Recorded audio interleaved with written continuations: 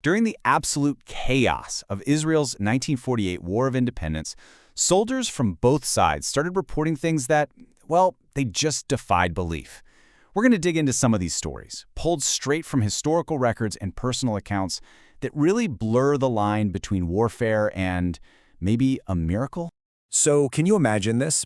A group of surrendering Arab soldiers in 1948 asks a tiny, totally exhausted Jewish force that question. And it's a question that left the Jewish soldiers completely, utterly dumbfounded. To even begin to understand what those Arab soldiers might have seen, you first have to get a feel for the sheer desperation of the war itself. I mean, for the people fighting it, this was a battle for their very existence. This entire war just ignites in the power vacuum left behind when the British pulled out. And at its heart, you've got the declaration of a brand new state, an event that didn't just redraw some maps, it completely reshaped the future of the Middle East.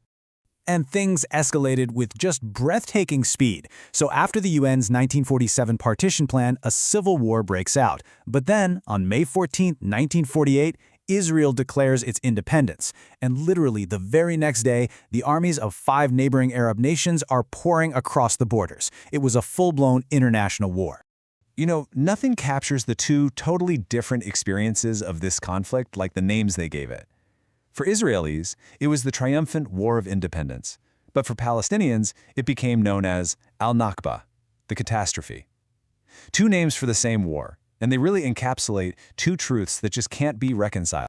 And the human cost? Well, it was just immense. The fighting displaced over 700,000 Palestinians, and that created a refugee crisis whose aftershocks are absolutely still being felt to this day.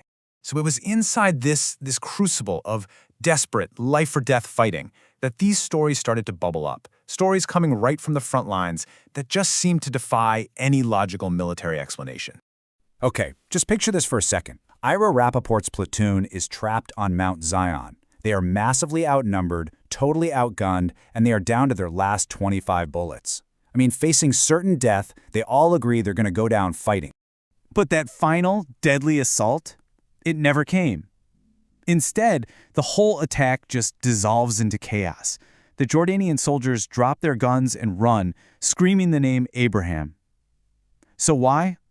Well, years later, Rappaport actually met one of those soldiers, and he explained that his unit saw a vision up in the sky, the biblical patriarch Abraham himself defending the very men they were about to kill. Now, not every strange story was mystical. Some were just accounts of pure battlefield ingenuity. For example, since they barely had any artillery, Israeli forces would fire their one single cannon, then they'd quickly move it to another spot, while other soldiers banged on tin cans. It created this illusion of a massive barrage. So yeah, that was clever deception. But other events were way harder to explain away. Elsewhere, another Jewish unit was in an equally impossible situation. They were totally cut off, no food, no water, and they were just about to be overrun. The fight was basically over. And then, right at that most critical moment, the Arab army facing them suddenly raises a white flag and surrenders. The reason they gave for the surrender was absolutely stunning. The Arab soldiers claimed they saw 3 mysterious figures with long beards and white robes leading the Israeli charge. And these figures warned them to stop fighting or be destroyed. In another battle, a really similar story came out, but this time about a single man in white. And in every single case, the Jewish soldiers were adamant. Nope, no such men were ever with us. So these strange battlefield accounts, for some, they weren't just the fog of war or some bizarre coincidence. No, they were interpreted as something else entirely, a sign of divine intervention.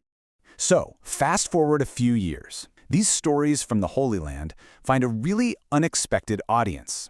In a speech in 1954, a prominent Mormon leader, a guy named LeGrand Richards, he connects these accounts of mysterious figures to prophecies right out of his own faith's scriptures. So what Richards did was he pointed to this unique Mormon belief in what they call the 3 Nephites, these immortal disciples who are tasked with staying on earth to help people in times of great need, and they often appear as mysterious strangers.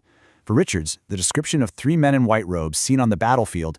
And you have to understand, for Richards and his audience, this wasn't just some cool battlefield curiosity. This was potential proof that God was fulfilling ancient promises to protect the Jewish people, using these immortal messengers to literally turn the tide of war.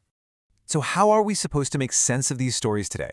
I mean, whether you see them as literal miracles or the fog of war or just battlefield legends, the real power isn't in finding a single explanation. It's in what they represent. And this belief in some kind of higher power, it was felt all the way at the top. Even Israel's very first president, Chaim Weizmann, argued that the Jewish people's survival was owed to a belief in a mystical force.